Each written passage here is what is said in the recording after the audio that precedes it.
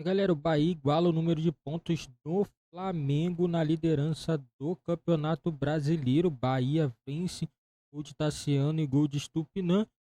Paulo Henrique marca o gol da equipe do Bahia. Foi no finalzinho do jogo, né, que o Bahia conseguiu o gol da virada, né? Com esse resultado, o Bahia chega a 24 pontos, mesmo número de pontos do Flamengo. O Bahia só perde no número de saldo de gols, galera. Isso mesmo, somente o saldo de gols tira o Bahia da liderança do Campeonato Brasileiro.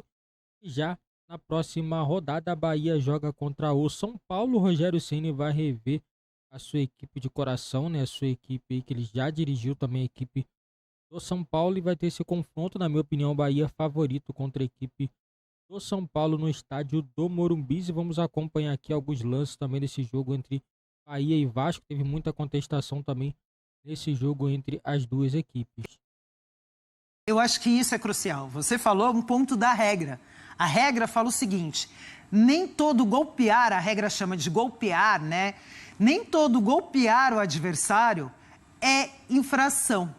Então, o árbitro ele tem que entender o que é uma mão no rosto de disputa de bola, que não é uma mão imprudente, nem temerária, nem com uso de força excessiva. Se não é nenhuma dos três, não é falta. Quer dizer, depende da intensidade, entendeu? por exemplo. Depende da intensidade. Uma intensidade baixa não é falta. Então, o árbitro tem que analisar, está na regra do jogo.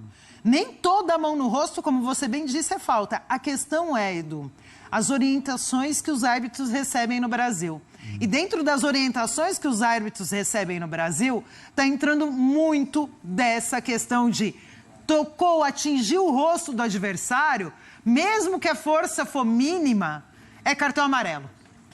E aí, se você tem aquele gatilho, aquela força mais alta, aí você aplica cartão vermelho. Mas a orientação que os árbitros estão recebendo aqui no Brasil está muito dentro disso. Atingiu o rosto do adversário, cartão amarelo. E aí os árbitros estão cumprindo uma orientação. Mas uma orientação, para mim, muito discutível. E aquela história, né? Replay, qualquer encostãozinho parece muito sério, replay em câmera lenta, né? E o jogo é em movimento, Edu. Você tem mão para se desvencilhar do adversário. Você tem mão para localizar o adversário, para entender onde está o adversário, onde está a jogada.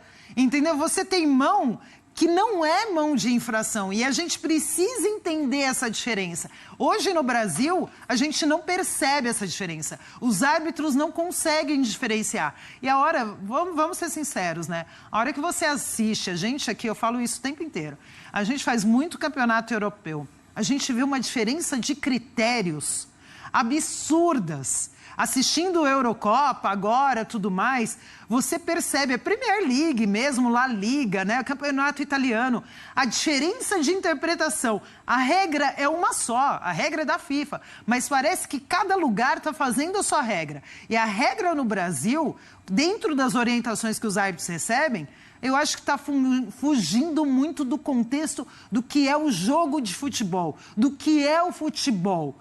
Um cartão para você expulsar um jogador, que seja um segundo amarelo, ele tem que ser valorizado.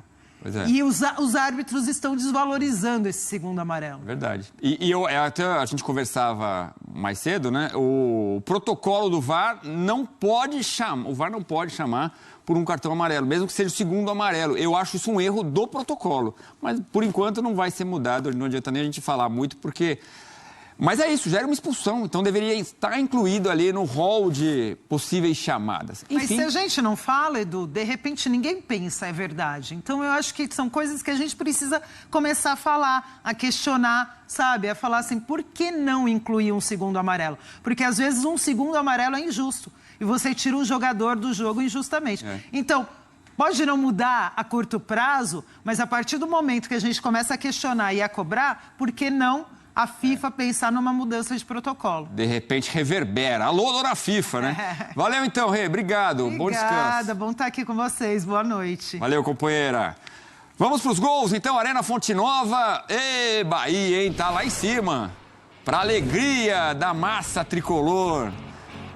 O Vasco fez um jogo digno contra o Bahia, que jogou bem contra o Flamengo, perdeu, jogou bem agora e ganhou.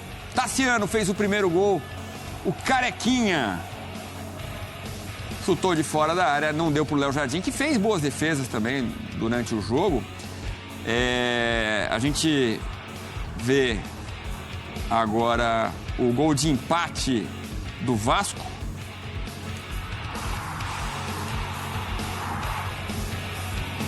Jogada ali pela esquerda, né, Rafa? Fez o gol, né? Na verdade, ele puxa o contra-ataque, aciona, tenta o gol, tem um rebote, depois o Verratti não consegue tirar do goleiro e a jogada segue, o Pitol aparece uma opção no fundo e cruza e o Paulo Henrique faz. Aí tem um lance na expulsão do David.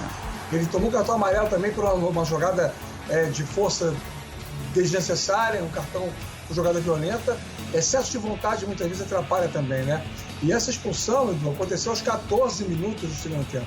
E a partir daí o Bahia ficou com um homem a mais, já era um time muito melhor, com muito mais repertório, com muito mais capacidade de jogo. O Ceni colocou a trinca do segundo tempo, né?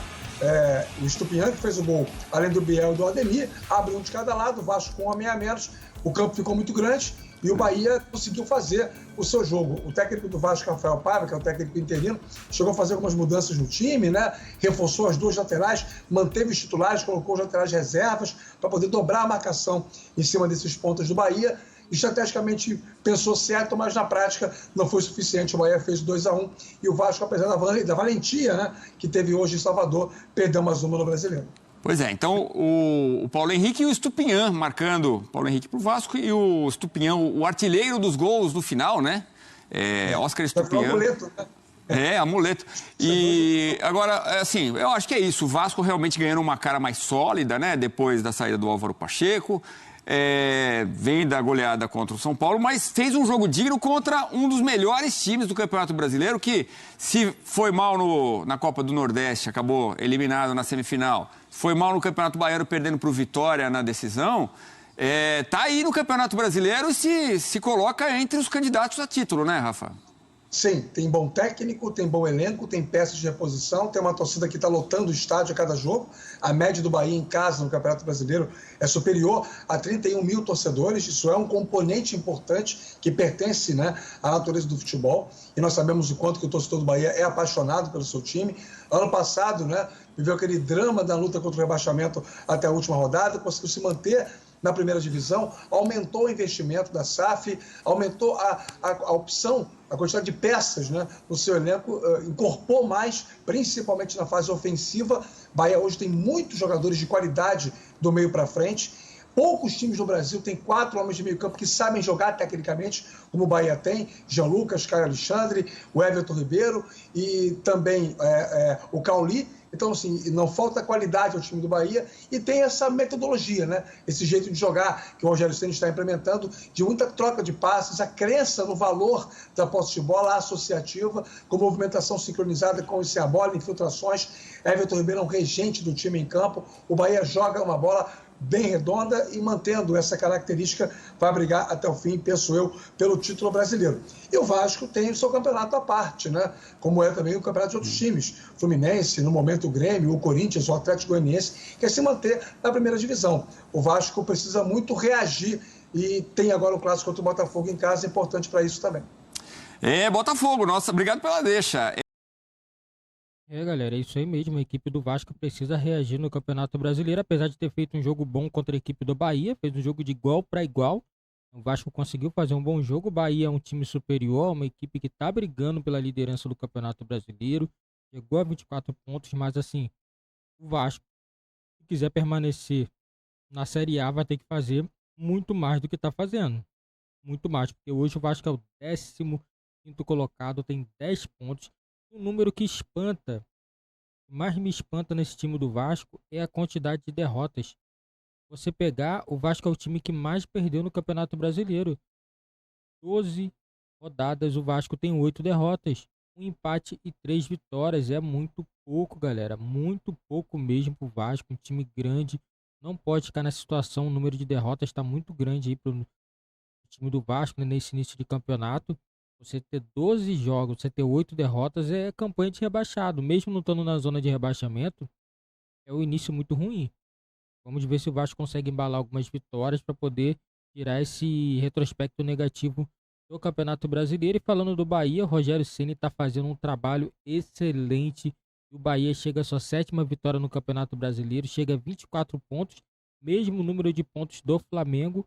O que separa o Bahia e o Flamengo é o saldo de gols. O Flamengo tem 2 gols de saldo a mais do que o time do Bahia. Então, assim, o Bahia é o time que parece que vai vir para poder brigar pelo Brasileirão, galera. Será que o Bahia vai conseguir brigar com os outros times aí grandes, que é Flamengo, Palmeiras? Tem muitos times aí também que tá com... Tem outros times, galera, que tá com futebol assim, se você olhar bem, o Palmeiras, tem o Flamengo, tá na liderança também, né? O Palmeiras derrapou nessa rodada, tem o Botafogo, o Cruzeiro também tem vindo muito bem. O Cruzeiro venceu mais uma, chegou à sua 6ª vitória. E assim, você olhar bem, o Bahia é um time muito bom, é um time que tá bem compactado, é um time que consegue tirar resultados no final dos jogos. E assim, o Rogério Ceni é um técnico que tem que ser muito aplaudido, porque ele consegue fazer bons trabalhos. Ano passado, mesmo o Bahia tendo aquela briga contra o rebaixamento, permaneceu no comando. E esse ano teve contratações e o Rogério Ceni iniciou muito bem, está fazendo um bom trabalho no Campeonato Brasileiro. O grande objetivo do Bahia é a classificação na fase de grupos da Libertadores da próxima temporada. E o Vasco, a princípio, nesse início de campeonato, a briga do Vasco é contra o rebaixamento. E deixa nos comentários a opinião de vocês. Qual é a briga do Vasco e qual é a briga da equipe do Bahia no Campeonato Brasileiro?